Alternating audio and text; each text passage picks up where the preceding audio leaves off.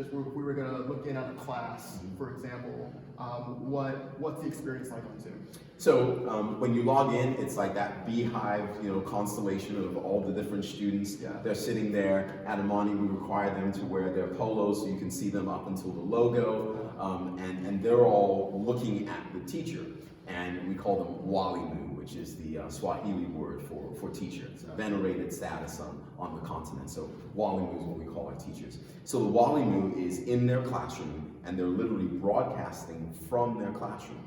So they have either a combination of tools that they can use at their disposal, but essentially they're looking at their entire class, usually either on a computer or on a smart TV, which is maybe 36 inch TV, and they're engaging the class just like they would if they were in person.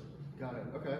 Do you use breakouts, or you mentioned you do one-on-one and stuff like that? Has there been any of those like other Zoom experiences? Absolutely. Polls and things like that? Yeah, as I said, we had some teachers who, once they realized what they could do, they were having seminars, they were breaking kids out into groups, they were allowing students to have their own discussion groups and then come back to the group. So those capacities within Zoom really allow us to simulate what we would do in a classroom, where you would maybe pose a question to a group of students, break them up into a group, they would have their strong discussions, share with themselves, and then come back to the group and share with the whole group. Yeah. So we were definitely able to do that.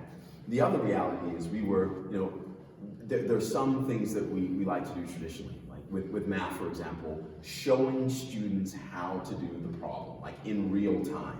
And with Zoom and with the technology we use, we can literally do that. So a math teacher can, on a whiteboard, show them and take them through the problem line by line, calculation by calculation, and narrate the entire time. Right. And so we've had that capacity as well.